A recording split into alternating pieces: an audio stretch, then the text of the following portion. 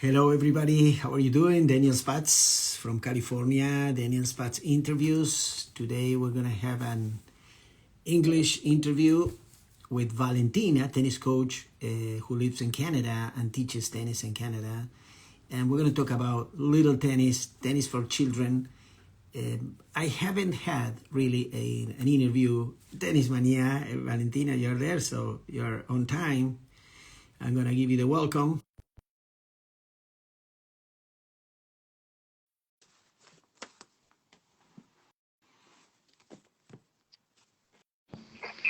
Good morning. Hello, hello. Hello, Valentina. How are you doing? Welcome. Thank you so much. I'm doing great. I'm so excited to have a conversation today with you. Thank you. The same, likewise. So, are you in Canada, right? Yes, yes, yes. In Canada, Toronto. Hello, everyone. I see people joining, and yeah, and Daniel, you were like on dot, right on time, and I love it. Of course, of course, Punctuality. That's and great. always with my tennis ball in my hand. Hello, hello, everyone. Thank you. Yeah, and thank you for joining. Yes, I want to go through before starting the conversation about tennis, children, all we were discussing privately. Tell us about your tennis background, Valentina. Well, I started playing tennis when I was 6. I guess quite late as of right now, because lots of people starting at 3 or 4 right now. So I started at 6, like a recreational tennis. But then I just fell in love with this sport, and I kind of start searching for more high performance or competitive program. So, and that's how I joined group of girls with Anastasia Pavluchenkova. Have you heard about her? Yes, of So she's course. WTA player. She's number 24, I believe, right now. Her highest ranking was 11 a few years ago. Yes, so we played together. Her parents, they were leading the program. So her parents were my coaches. And yeah, we played together, competed together. So I participated in different local and tournaments. But unfortunately, I had to finish my playing career quite early. I was 17 at that moment because my dad passed away, Mm. and like we just couldn't we couldn't keep up like from financial standpoint everything, and I kind of had to do that tough decision for myself. And yeah, my mom couldn't afford my training anymore any longer, so I couldn't find any. I mean, at that moment, not so much sponsors was available. So for me, and yeah, I decided to start my coaching journey at that time. Yeah, but let me ask you, where are you from? Because we don't want to assume that people knows, right? Where Yeah. are we Oh, from? Yeah. thank you so much. Yeah, this is a great question, actually. Yeah, I'm from Russia, from Samara City, and I moved to Canada in 2010. It's been already 14 years. So, Yes. why you moved to Canada? Um, I heard so many good things about this country, and I just decided to try. I originally moved to Canada to see how everything is going, and kind of visited my relatives here.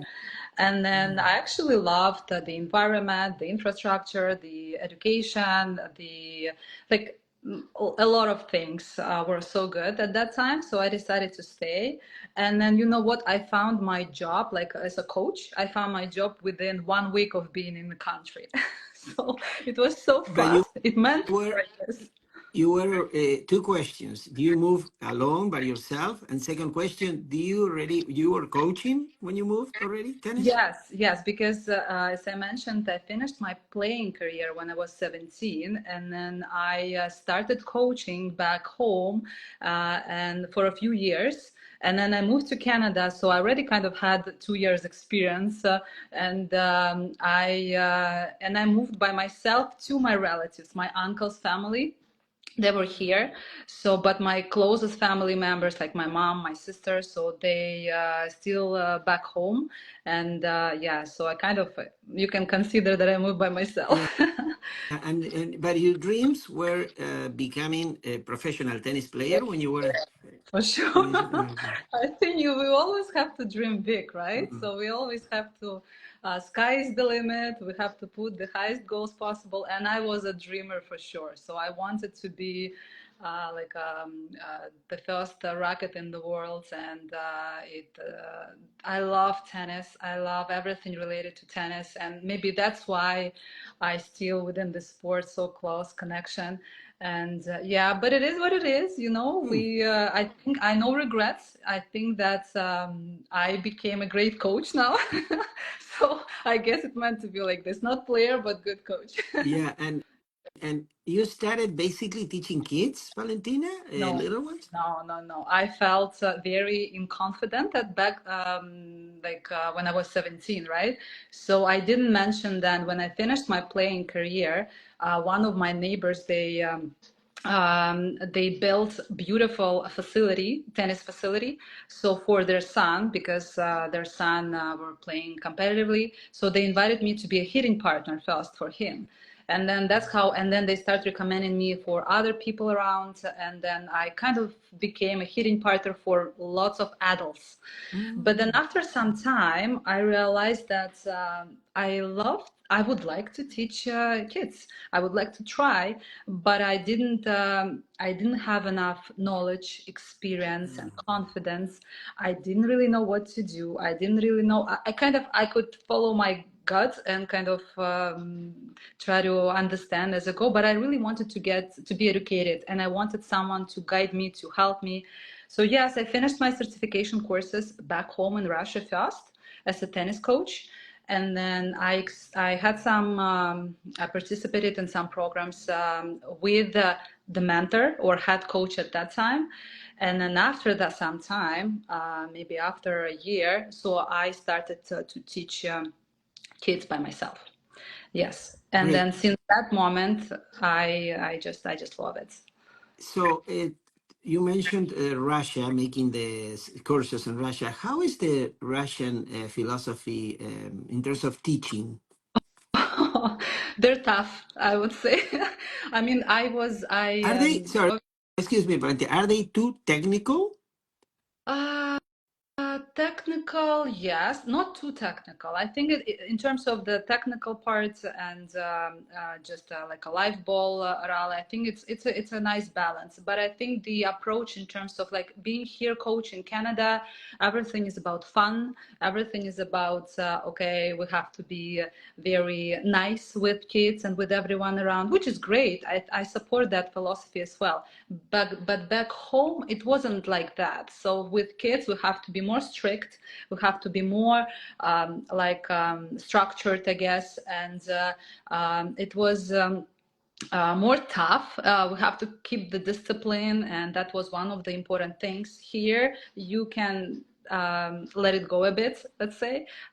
So, yeah, that's the main difference. But in terms of the technical parts, I think it's pretty similar. Yeah, I've seen in the history of Canada, Russian teaching, so many female coaches, right? Russia Sure. has the history since, you know, Dinara Safina's mom, Arad, many teachers, female. Here in Canada, no. Here in Canada, it's opposite. Like that's another great point. Yeah, it's I was Yeah, maybe but why in Russia so many female teachers? I didn't expect this question from you. Hey, match point. Cool. Oh, let me think. It's good to think. Um, it's hard to say, to be honest with you. It's hard to say.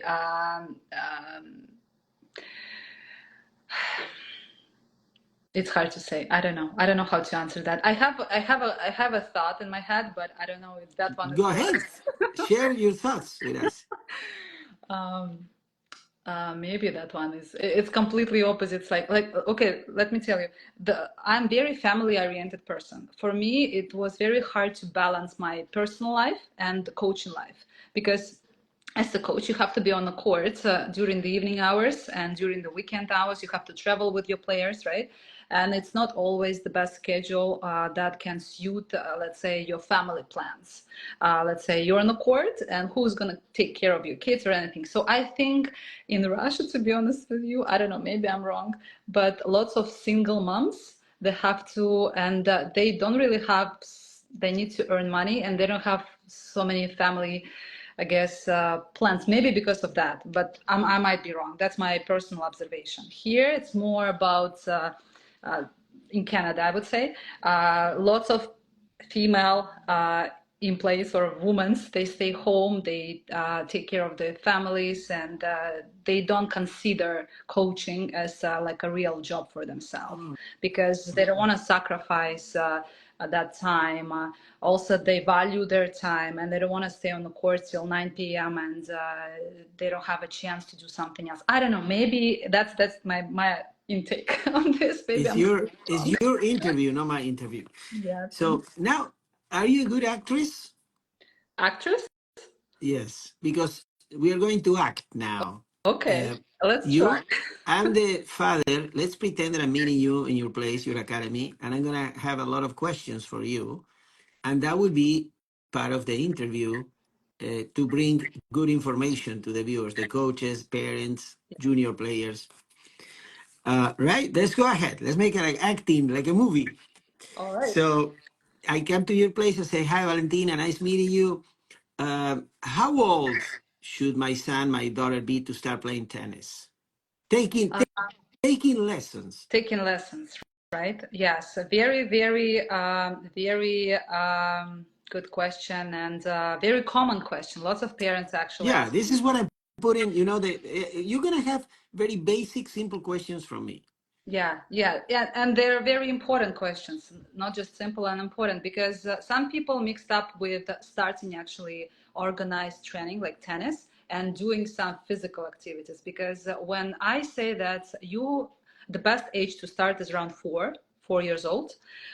So when I start saying that, some people make a comment that, oh, you can bring it 3. Yes, you can do that, but you can do it. But if we're talking about more like a tennis training, I would say 3 years old is too early because they can't really focus that much. It will be more preparation, right? So if your son is or daughter is 3 years old, so you can do lots of activities at home by yourself, or if you bring it to the lesson, expect that it's going to be more like a 90% of time distribution will be more about physical development, agility, balance, coordination, very basic movement skills. It's not going to be like a lot of tennis instruction, I would say. Okay, but I'm telling you, my son, I have a 5-year-old son and 6 years old daughter. Is it a good time to start?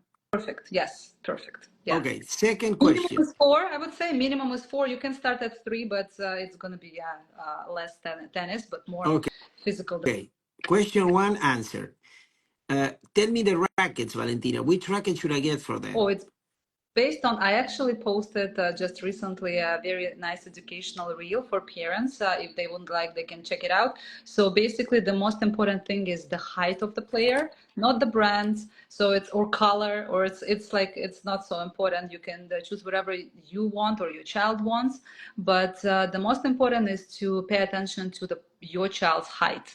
So the general rule, you just ask the player to take the racket in the hands, holding at the base, holding firmly with the proper grip, and keep the racket along the body, and then make sure that the racket has approximately 1-2 inches from the ground in this position, not touching the floor. But again, this is just a general rule, right? So let's say if we're talking about your child never played tennis before, right? Never. So it's like a beginner. Okay, that's the rule for your child then. If you go to the store to pick up the racket, or yeah, and brand or color, as I said, doesn't matter. You can pink if your daughter likes pink color, go for But it. how about I read? Remember, I'm a father who plays social tennis. I read there is 19 inches, 21 inches, 23, 25 cm, and 26. Which one is the best for my daughter and myself? Yes, again, it's based on the height. So That we have, not the sorry, not the age, but the height. not the age, by the height. Yes. In general, they put, let's say on the racket, 21 inch, they put between 5 to 6 years old. But again, if your son or daughter is a little bit less than in terms of the height than average player, you might still want to try size 19, let's say. So you have to go and try instead of just take the number like 19, 21, 23. For example, my son, he's quite high. So his average, he's more higher than the average player, I would say, or the average kid at his age. He's 5 years old. So obviously, if I go to choose the racket, so I'm gonna do it based on his height, not just the number what we see on the Oh, racket. okay. Another father is waiting behind me to talk to you, and he's saying, "Valentina, nice meeting you. I have two kids. One is 10 years old, girl. She's already playing, and my son is 9 years old. Should I move? They played already USTA tournaments. Okay. Should they move to the older racket, adult racket, or not yet?" Okay, it depends. I would say that you have to talk to your coach. No, but I want you to be the coach. But I want you to be the coach. So I need to see the skill development of the player. If we're talking about the beginner, not necessary. Before you move to the bigger racket, we need to understand that the bigger racket, the heavier racket, it's harder to control, right?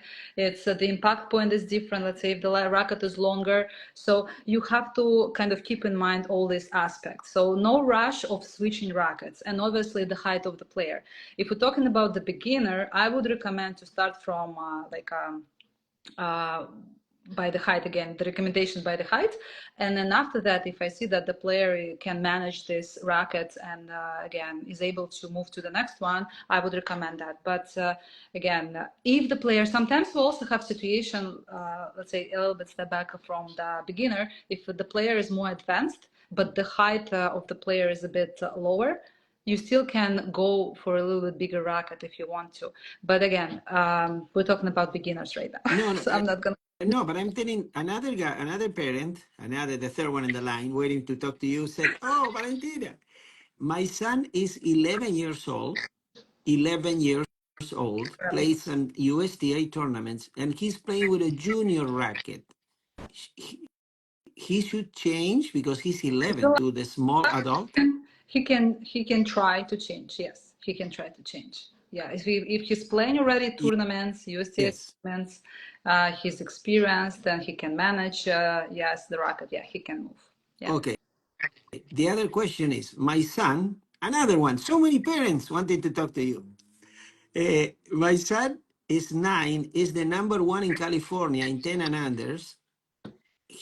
His coach, Valentina, is telling me he should start playing with the regular ball, regulation ball, because he's too good for 9 and 10, and he's still playing with the green dot. What do you think about it? Yeah, he can with this one. He can do translation. You said number one. Yes. Number one. Yeah, he can definitely move to regular ball. Yeah, no problem with that. And do I you don't. think he should play in 12 and unders, or keep playing in 10 and winning all the tournaments? In terms of the tournaments and competitive thing, so it should be a nice balance, right? So when you schedule your tournaments for the player, you need to make sure that it's a ratio between winning and losing. So because if the player is just winning all the tournaments and number one, it's no point for him or hers to stay within the stream. So that player should move to a under 12 division to experience different players and to kind of push themselves out of the comfort zone and learn new skills and learn new situations and how to manage them. So it should be a nice ratio for the tournaments that the player, again, the guidance, I believe it's 3 to 1. So I don't know. It's again very Okay. specific, but it should be a nice ratio when the player is winning, so he feels confident on the court. Confidence, he grows that confidence, but also he's losing something because this is how he knows that he needs to work on something and more and improve some other skills, let's say, and prepare for the other streams. So that's the guidance for that. Fantastic. Going back to the first dad, with the beginners. Okay. He's asking you how many lessons a week? What is the frequency of the classes, and also group lessons or private lessons, coach? How old is that player 5 again? and 6. 5 and 6. Okay. So I usually recommend to start with 2 times per week. I recommend to start with group lessons, and you can choose. Let's say, if from financial stand of view, if you can afford private lessons, you can start from private lessons as well. But I usually recommend groups because it's more like a social environment for the child, which can be more fun for the child. And if it's more fun for the child, for the beginner, then you have a higher chances that the child will like tennis and will stay with tennis. And then the smaller child, 5, 6 years old, they usually have, okay, 6 years old is different, but 5 years old, they have less focus or concentration periods, meaning that for the private lesson, either the private lesson will be shorter, or the private lesson might be sometimes tough to keep the focus on during the whole hour. But again, start with 2 times per week, 1 hour lesson duration. Group lesson, I recommend group training first, and then add private lesson later on when you need to start working on some technique or technical part of the game, or strategic part of the game, let's say. So that would be my recommendation. Some people start from 1 time per week or ask me about 1 time per week. For me, like, I think that this is just like very, very recreational. It's like almost just for physical development. Nothing wrong with that, but if you really want your child to establish solid fundamentals, you have to start from minimum 2 times per week. Now I'm talking as a coach, Daniel. I have students, Valentina, who's taking lessons with me, privates, little ones, 7, 8, 9, 10. But then they are going to clinics. Okay. So I found a good balance because they are getting the personal instruction for me, all the fundamentals. Because these clinics, there are sometimes so many kids in the court. How many kids should be on the court? But Daniel, let's don't forget that tennis is quite expensive sport, right? And lots of parents, majority of parents start with group lessons. I agree with you 100% that one-on-one interaction is very important and valuable, especially with such a great coach like you. Like, I don't know, he's probably doing so well. And but I know that lots of parents, they when I offer them to do 2 times per week group lesson, they think about it because of the cost, because they think that, okay, well, I need to invest more. They start kind of calculating. But if I offer them to start with a private lesson and I give you them and I tell them the amount they have to pay, some of them like, oh wait, we're not ready. We're beginners. We just want to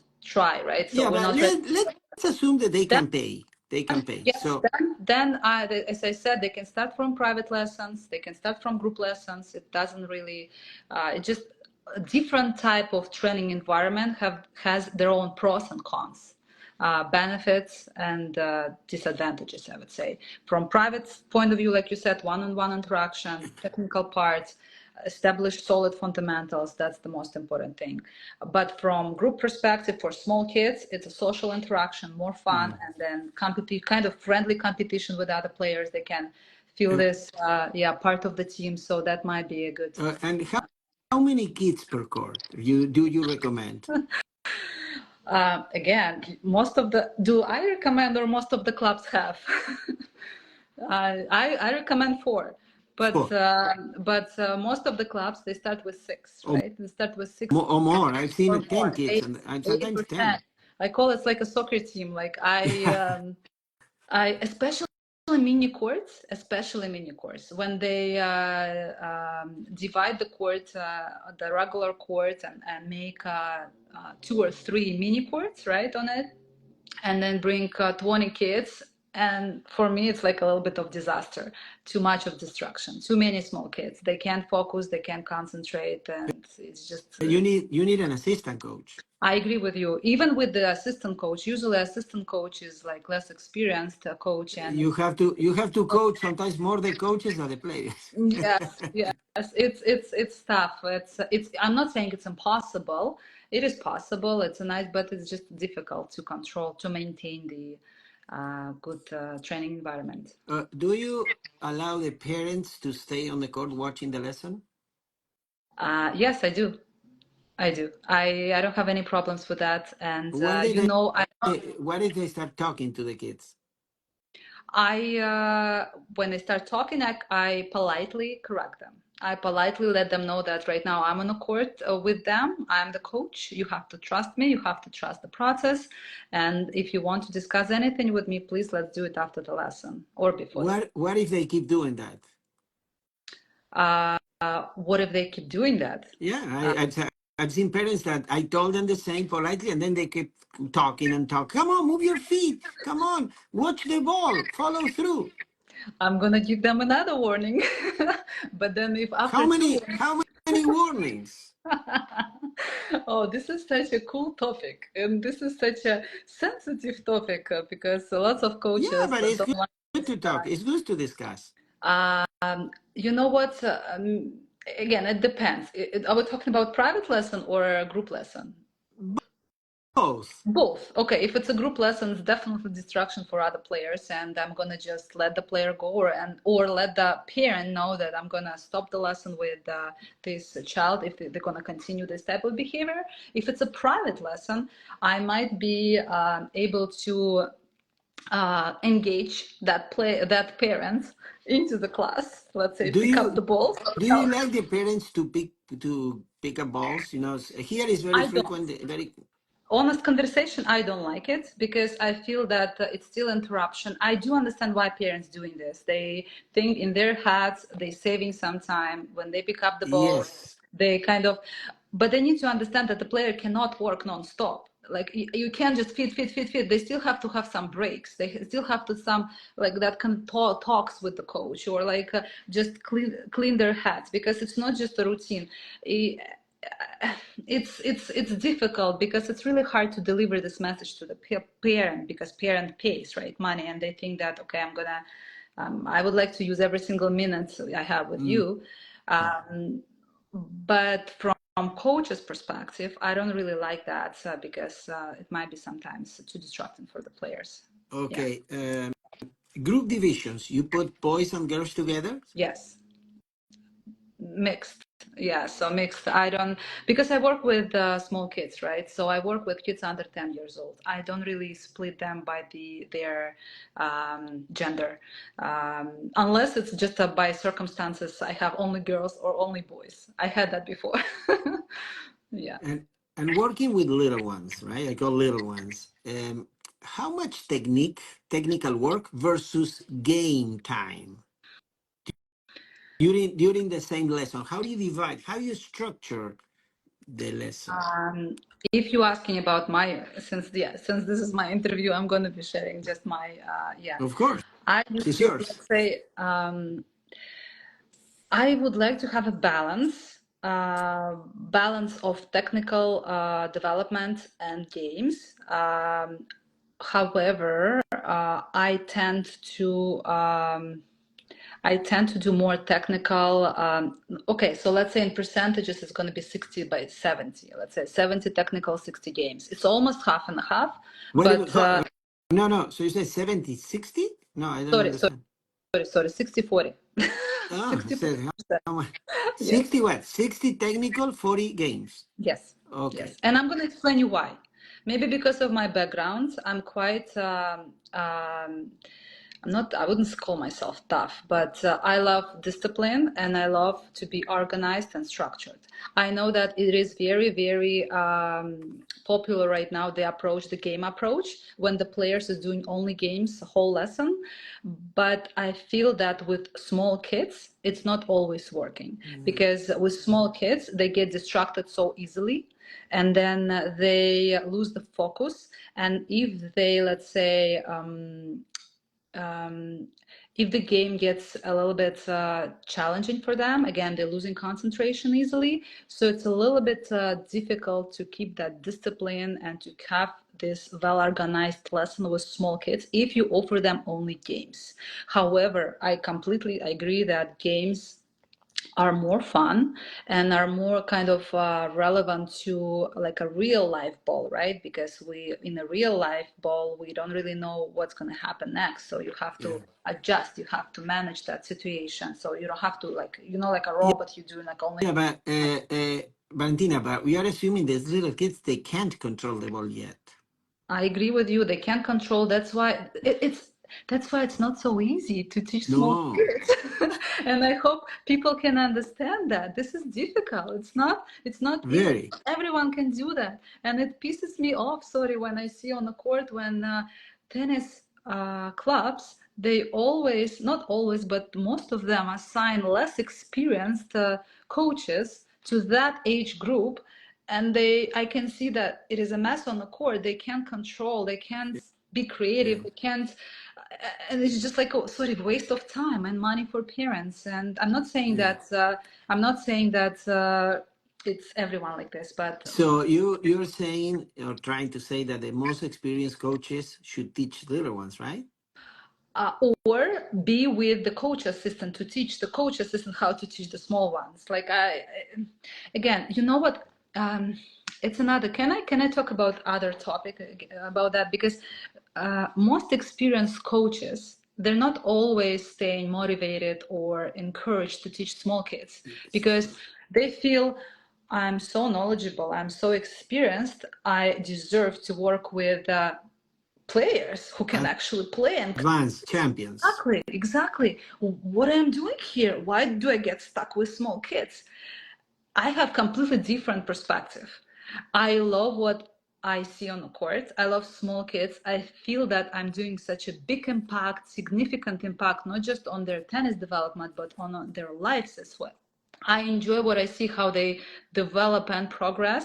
So from my perspective, I just have a different vision of it. But many coaches, they don't want to deal with small kids because they feel like I'm such a titled and experienced coach. I want to work with high performance players. Yeah. Yeah, but also happens, I heard colleagues to say, experienced, I don't have patience anymore, Daniel, to work with little ones. That's another thing. Yes, that's another. I'm very patient. Yeah. So tell us Side. the main traits, characteristics of a great junior coach. Tell us, give us a list of, you said patience, one, right? For with small kids, yes, patient. What else? You have to be funny. Funny. You have to have sense of humor. You have to be creative because, sorry, boring lessons is boring lessons. Like if you're gonna repeat the same things over and over, it's not gonna work. You need to have knowledge. You need to have, Knowledge. but knowledge is not the most important thing, like we just mentioned, right? You also have to have all these characteristics or personality, let's say, right? Somebody in the audience, Brian Brothers, I don't know the name, Brian, flexible. Flexible. Yes, creative, flexible, or agile, I would say too. So if you see that something is not working, and there is lots of situation when something is not working. Adaptable, right? Exactly, exactly. Agile means switching quickly, switching your gears. So if you see that something is not working, or your child or a small child on the court is not performing or not feeling well, that he's doing something, then you have to switch. You have to offer something else, or less complicated or more complicated. Depends on the situation. Yes, but flexible is a good word too. I noticed. Look, let me tell you. So, because you mentioned so many traits, and I want to share with you already. Patient, funny, creative, knowledgeable, flexible. Anything else? I think lots of things. I just um, Put yourself on the court. All you need to do when you coach, all the energetic, energy. active, outgoing, like all this cool Tough, characteristics. tough also or not? Strict?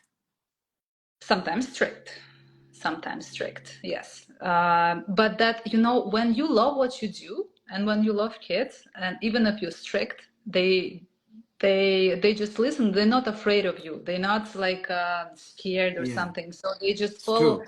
Yes, they just follow your guidance and instruction.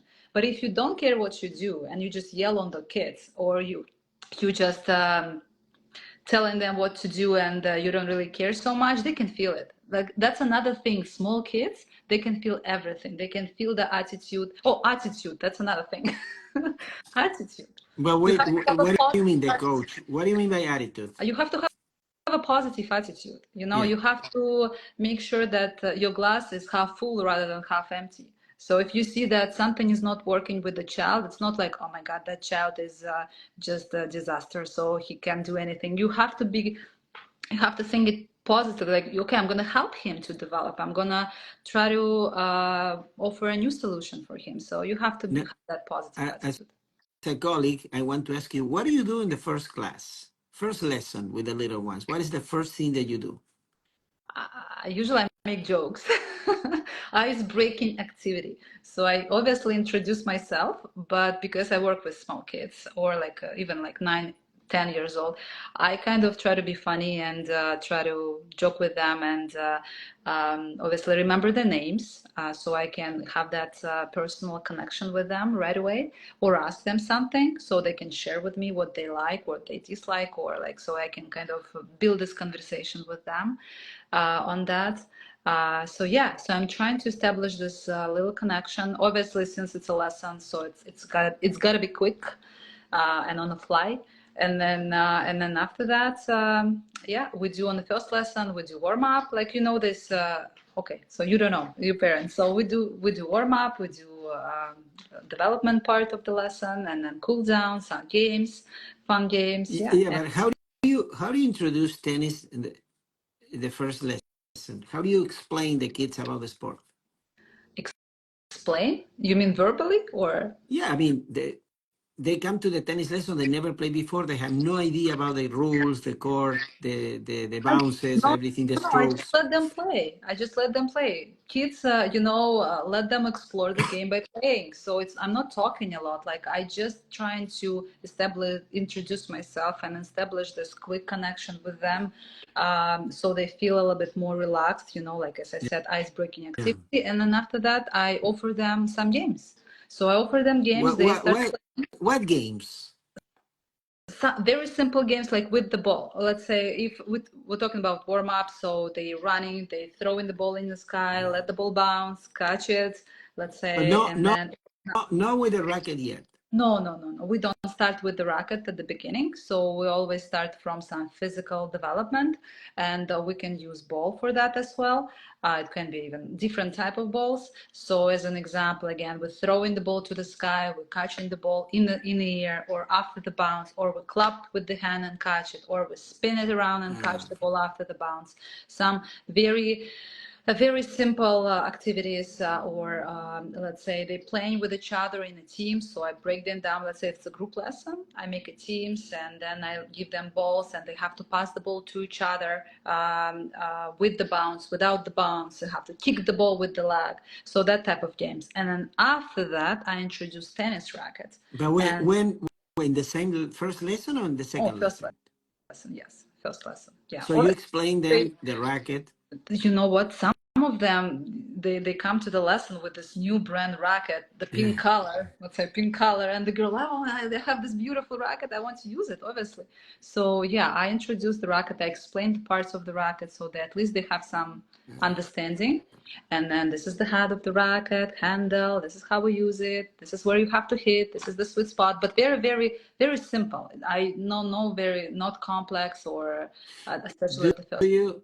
you teach the strokes, the name? For example, you say this is the forehand, this is the backhand.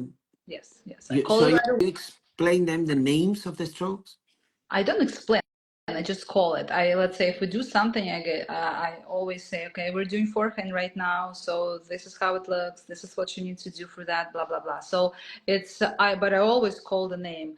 They obviously, most of them, they don't remember the name, but if you keep repeating them next lesson and then the lesson after, so and then you ask them, what is this? What are we doing right now? After let's say 3 lessons, 4 lessons, and they're like, forehand, right? And now they remember. So we do So, forehands.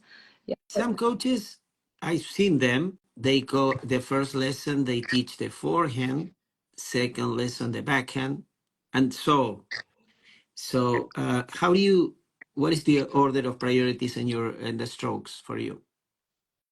I usually introduce ground strokes together, so forehand and Both back. forehands and backhands. Yes, I don't split and do one lesson only forehand, another lesson only backhand, and then the next lesson only volley, and the next lesson only serve. No, no, I just split the time equally for both sides. I introduce forehand and backhand. And it's actually a great question because one of the parents before they asked me this question, how should I introduce different shots or techniques to my child? So yeah, it's forehand, backhand. You can introduce serve and volley on the second, third later on, but forehand, backhand, yes, I introduce it on the same So do you introduce the overhead first or the service first or serve. both?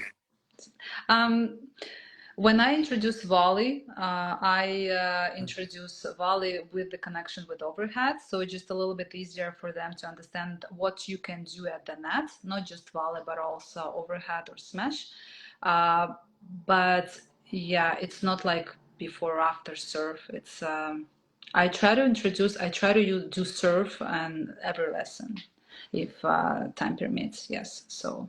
So your second lesson, you're introducing the service. Yeah, you can do second, third lesson, you can introduce serve. But again, Okay. it's just like introduction. I'm not saying that you're doing only forehand, backhand, and then Mm. serve right away. So you can do like just a few shots, a few balls, and then you can spend next lesson, you can spend more time on serve. So it's based on the plan you have, O- right, and child. Okay. Another question, getting a little bit out of the topic, is how old they should be to start playing the first tournament. Um, I would say it's not about the age, it's about the skill. Mm. So, and about the mental readiness for that. Because I had a girl who could play amazingly during the lesson, but she was afraid of tournaments for a long time. Even though, her parents were ready to force her to play tournaments. Uh, but again, it wasn't a good idea because she cried, she couldn't concentrate. It wasn't a good approach, I would say, with her. So it's again, it should be a good discussion. I would say it should be a good discussion with the coach, parent with the coach, to see if the player is actually ready to play. I strongly support competitive environment. I think it's super important for kids to play.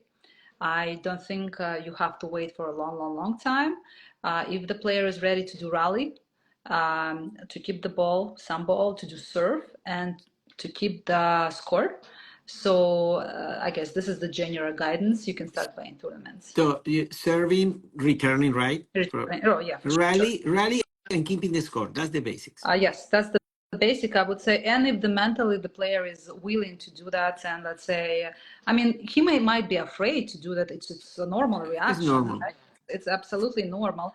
But if the player is completely against that and he's just got frozen and crying, and it's too much stress. You always Okay. have to keep in balance the health being of the player. So tennis is the game. I love this game, but if you see that it causes a lot of stress to the Uh, small child, it you have does. to It does. switch the priorities, I would say. So it happens to me and colleagues that since we do a lot of private lessons, the kids are coming with very low motivation Mhm. sometimes Mhm. for different reasons. They like the game, but how you deal with a student, uh, s- 9, 10, 8 years old, who comes to the lesson with low energy, low motivation? How do you work on that? How do you do that? Are we talking about beginners or already kind of? Yeah, kids starting to play, yes. But they when they come to the private, they have that kind of low motivation mode and I low know. It's energy. very common. It's very common. You know what?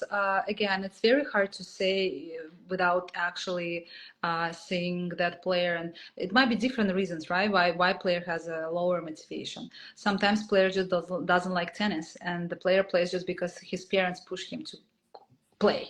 And maybe in this case, like the player doesn't like tennis, and if you talk to the player, so why wouldn't you try different sports? And I don't understand when parents forcing their child too much when the player doesn't have like a natural motivation. It's one case, right? One scenario. That's one thing. Another thing, when the player actually loves tennis and enjoys it, but it's just like doesn't feel like right today or like motivated enough, then you can bring some external motivation, because we have two different motivations: internal, when it comes from the heart and from the player, when like you don't have to say anything else, the player just is ready to go. But if not, or let's say if you player doesn't feel that, then you might introduce some external motivation. And external motivation, could be from little one sticker, right? That you distribute. But if we're talking about 9, 10 years old players, sticker doesn't really work.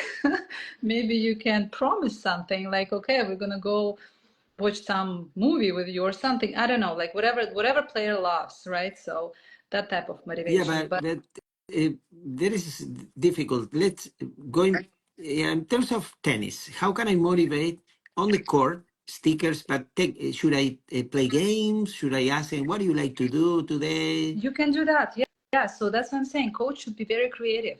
We don't have Okay. same situations over and over. So you have to be really, you need to understand and feel what's going on with the player. You need to have that good connection and communication, not just with the player and with the parent. Maybe you need to talk to the parents and ask, maybe something is happening, you don't know about it, like in the family or something. But on the court, like you said, you can ask, what do you want to do today? Do you want to play some type of games with me? It's Do you want to good. It's play? good to ask the For student sure, for sure. Yeah, 100%. Yes, yes, yes. what do you like to work today, right? For example, what do you like to do? What 100%. exercise you like to do? What is your favorite drill, right? It's amazing. Yeah, because that pumps up not just the player's responsibility that, oh, I I got a used to chance. I used to ask, how do you like to start today? That's amazing question. Yeah, yeah, exactly, exactly. It's not like, it's not about you, it's about them. It's their Yeah, but in a group lesson, that question is applicable or not? In a group lesson. sometimes yes, sometimes Yeah, yes. but they Hard. have Hard. different answers. Exactly, exactly. Because all of them will be And answering different stuff. Give how them do you two do that? options and they can vote. We do this or we do that. Can you raise your Okay. hands? And then majority, let's say, select the game, and then you play with that game. Okay. So many parents likes to play with kids in the weekends. Go out and play. They are not coaches. They want to play tennis, spend Yes. some time. What recommendation will give it to them? Because I've saw parents coaching their kids instead of playing and having fun. They're taking the kid and they start giving them instruction. Move your feet, follow through, and they probably is totally different than you were teaching during the week. Uh, so coaching and playing, it's very, very common situation in tennis, right? That's why we have this tension in the relationship between coach and parents. And it's really hard to eliminate this tension because parents always want to participate. If it's active, they have this, equation. Then I invest my money Yeah. into the training. It means I would like to receive the return. And if, let's say, I don't see return, either the coach is bad, then I'm just gonna participate and start coaching more my child. And it's a difficult situation. But again, on my account, you probably noticed that I actually encourage parents to teach their child, but at the beginning of their tennis journey, at the beginning, at the start. I never say that parents should replace tennis coaches or um, But sorry, but how they can teach if they don't know anything about teaching? So they can start teaching small kids with very basic, they have to learn first. That's what I'm saying. So they Yeah, have to yeah. learn basic fundamentals. I'm not saying that they have to learn how to be a great coach, but they have to learn fundamentals. I love the statement, investment in knowledge pays the best interest.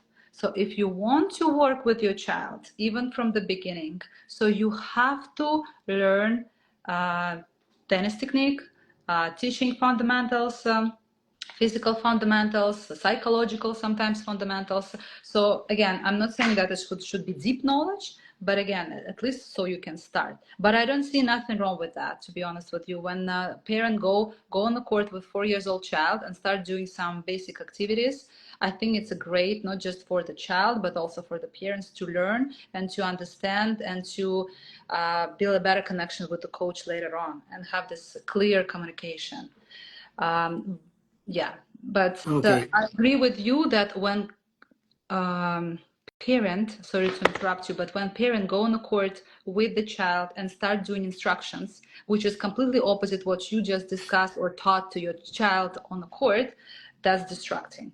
It's just it creates such a mess in players' head. It's no benefits, no points to do that because the child will be confused. They don't know Yeah. who to follow and what to do Exact. time. So it's Uh, hard. uh, Valentina, if you have in a group lesson, some of the kids happens, they get easily frustrated, start crying. I can't do this. How do you deal in a group lesson if you have some of the kids having a tantrum, turmoil? Oh, I just let's say if I can't verbally, if I talk to the player and he doesn't or she doesn't really react or calm down after that, so I usually just give them some personal time. So they just go and sit on the bench or on a chair Mm, for a few minutes. They just calm down, and when they're ready to rejoin the group, they will rejoin the group. Yes, because it's a group environment. So I need to respect other players on the court. So I do understand that the child is having some emotional yeah. moments right now. Uh, but if I spend my time with this child more than, let's say, 5, 6 minutes, it's not going to be fair for the rest of the group. So that's why I do spend some time. But if it's just over like 5, 6 minutes and I can't do anything with that, so then just let the player sit. And you already answered partially this question about moving to the regulation ball from the colorful balls. For you, the between the red, orange, and green dot, which one is the best for you as a teacher? To teach or to Yeah, for you, which ball you think you is the best? This is the best tennis ball for kids. If you have to choose one of the colors, Um, oh well, it depends on the player's age. Yeah, I can't really choose that. I think I heard coaches saying the best is the orange, others the best is the green dot. You know, everybody has their own opinion. So um, you wanna hear my opinion? yes, please. Uh, I don't like the red so much, honestly. Only for maybe 3 year old, 4 years old, 5 years old. To me, the best ball is the orange. Then, of course, the green dot, but the orange is wonderful, even for the little ones. The reason you like orange, and I support that, because with orange you can introduce this ball to the smaller group of people, and you can also offer them to the older kids because it's fast. I guess it's not so slow and it's not so fast. Exactly. It's kind of in between. And any type of player can adjust and feel success with this ball. I mean, feel higher success, not like completely success. I agree with you. So orange ball, from this perspective, yes. So yes. It's just I remember when I used to teach high performance players at the academy, they play with regular ball, but we always some not always but sometimes we introduce them orange ball or even green dot ball to kind of step back, and to do some activities with it if they don't have a, let's say, rally success with the regular ball kind of. It's yeah, I agree with you. So orange ball is kind of universal for many things. Now, great topic. We have 7 more minutes, so you have to be really precise. Grips. Oh, this is the $1 million debate topic. Grips. uh, Which grips you start the little ones on the forehand and the backhand and the volleys and the service? Which grips you like to teach first? it's such a In every give us a guidance in every stroke. How do you teach? can you tell me, I'm just curious, can you tell me, you're from Spain, right? You So what? are you from Spain? Argentina. Argentina. Okay. So can you tell me what grip do you start from for forehand?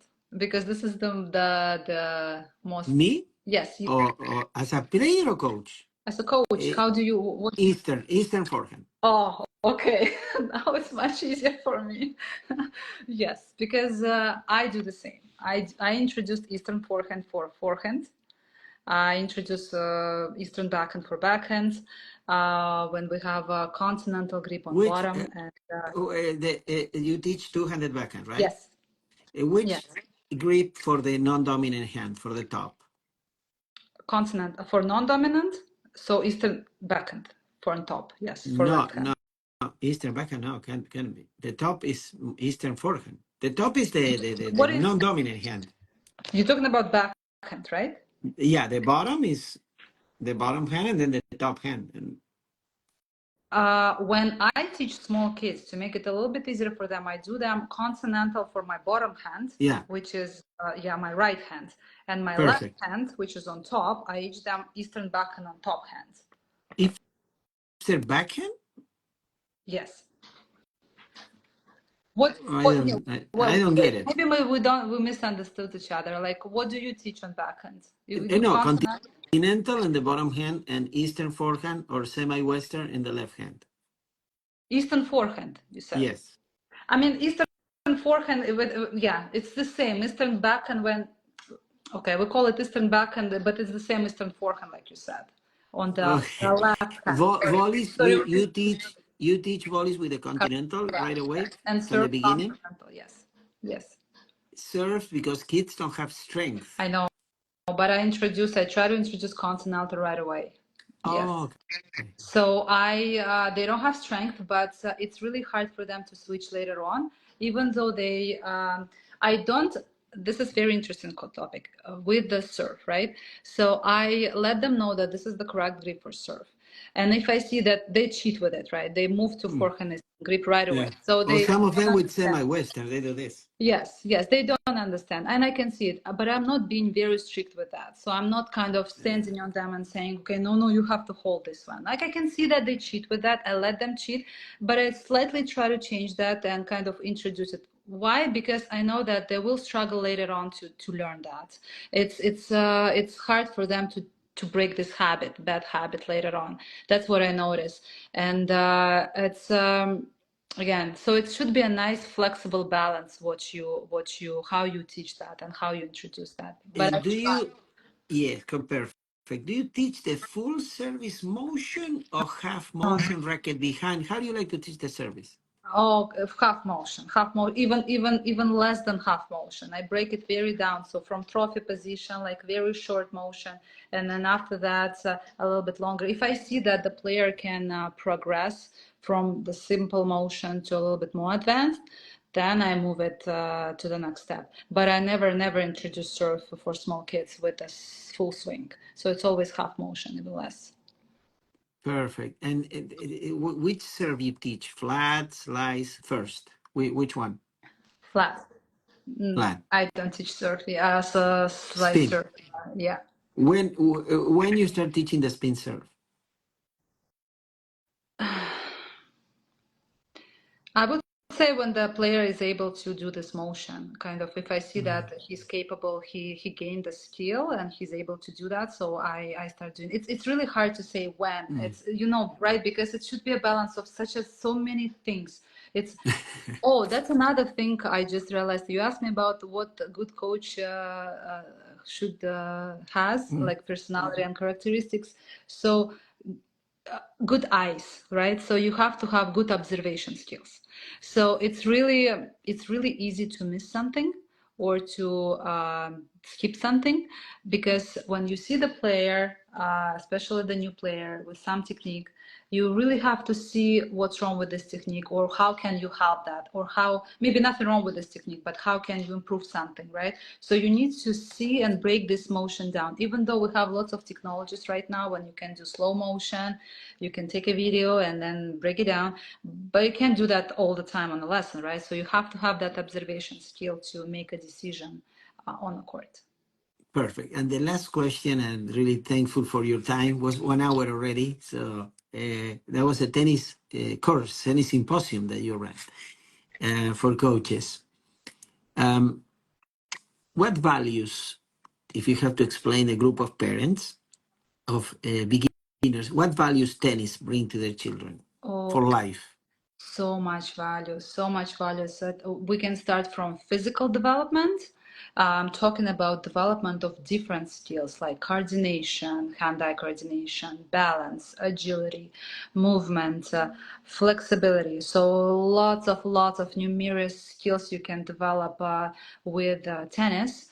Then we can move to mental skills, right? So focus, concentration, organizational skills, the way discipline, right? So the way your child will kind of organize himself or themselves for the future, for the life, right?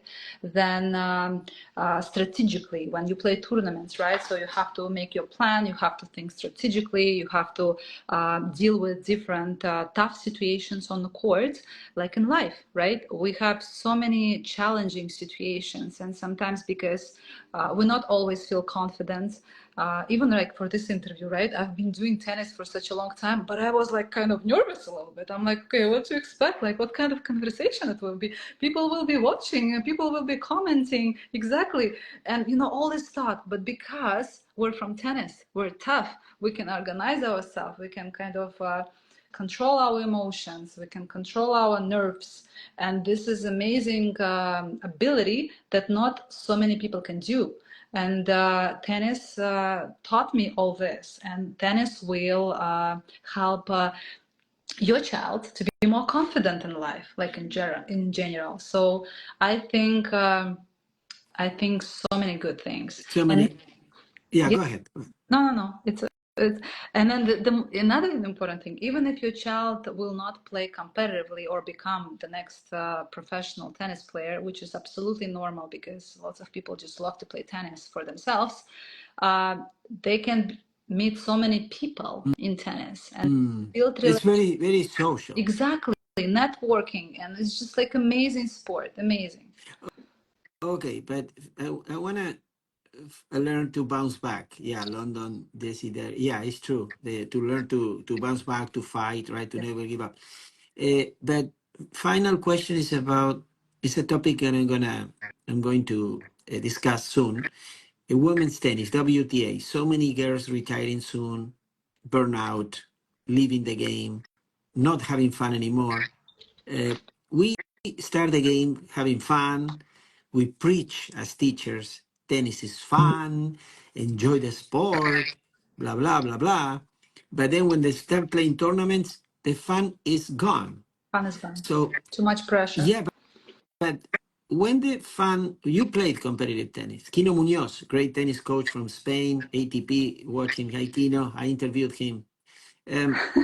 How we explain, how do you explain, how we should explain the parents about the fun is over once they start playing tournaments? Should we explain them that to the parents and the Of kids? of course. Yes, I think before child, doesn't matter the age, before the child enters a competitive environment or tournaments, you have to have a nice open conversation with parents and explain them all circumstances and possible scenarios. Obviously, you can't predict anything because you never know what's going to happen Yeah. next, but at least you can guide them. That's another thing I always promote on my account. It's a good topic. I don't hear so many coaches talking about that. Yeah, because I guess coaches don't get paid for that to talk to parents about it, but I think it's their part of the job. So parents, as soon as parents or players start playing tournaments, they have this additional pressure of winning, right? So they have to, okay,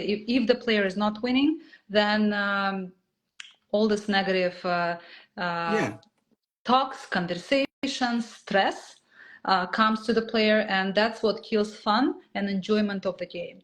And then another thing of I always saying, and I think lots of people saying that to know early specialization in tennis, because lots of parents trying to push their child to play competitively or to have lots of hours on the court too early. when child or physically or mentally not ready, or maybe they're ready but they get so tired by the age of like 12, 14, they don't want to play anymore because they play so many, like they don't have life, they just Yeah, but have tennis. it is a good point you open. How old they should have to start to do really specialization in tennis, according to your experience? Uh, I think again it should be a nice balance. Not too early, not too late. Maybe around 8, 9 years old, you can start thinking about doing more. Before, I would say if you play 3, 4 hours per week of tennis, if you're 7 years old and you play 3, 4 hours or like even 5 years 5 hours per week, it's enough. Don't do more. But if you do every single day 2 hours and a half lesson, and on weekend tournaments, that might be too much for. So I would say around 8 years old. I eat very little.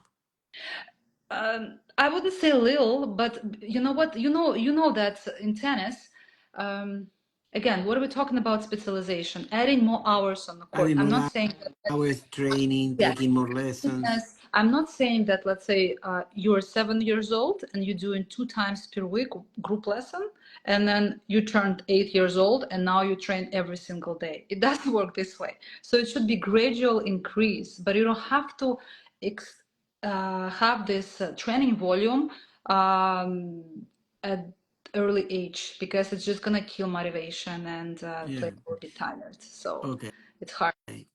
Perfect. So yeah, and yeah, it's the important topics, right? Very important topics to discuss. So Valentina, thank you so much for your time. You left a lot of good information. So topics that I didn't really read or hear too much being discussed. It's too much technical work. What do you think about the social media kids exposing themselves with showing their skills, how well they hit the forehands and the backhands in Instagram, TikTok? But don't you think they're, I don't know. I mean, what do you think about that? Um, I have different feelings. Sometimes I feel they do it because of the social media, so they want to be recognized and become popular, I guess, or they don't really do it because they love tennis. But some of them love tennis and they show what they can do, which is amazing too. I want to make sure that parents they understand that not every single drill or technical activity are suitable for their kids. Sometimes they're trying to repeat some complex and very difficult drills, what, let's say, pro players doing for their small kids or developing kids, and it's not always a good idea because their child might not be ready. And you don't have to copy everything what you see on Instagram or social media accounts, other accounts. You have to always think it through, and make a good decision. Invest in the knowledge. Talk to a good coach like you, Yeah. Daniel, and yeah, and then make decision what you do on the court. But, last, the risks, because we're talking about the social media, and so many coaches, famous coaches, are preaching use your wrist to generate speed. And I see the kids sometimes trying to copy to do that, and they lose control. They hit the ball all over the place. A lot of injuries on the wrist because of. What is your point from the technical point of view about the wrist on the forehand?